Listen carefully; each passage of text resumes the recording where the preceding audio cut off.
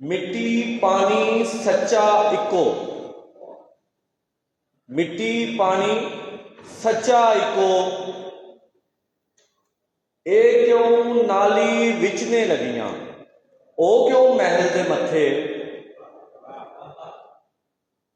परिया दे विच तां जावांगा ते परिया दे विच तां जावांगा, गल मेरी जे मनो,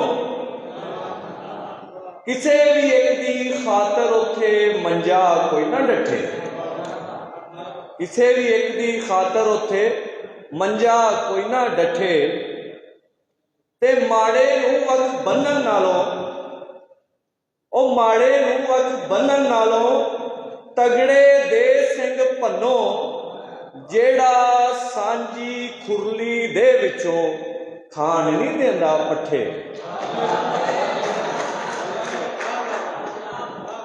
क्योंकि शायर का कोई मजहब, कोई कौम, कोई नस्ल ते कोई इलाका नहीं हुंदा।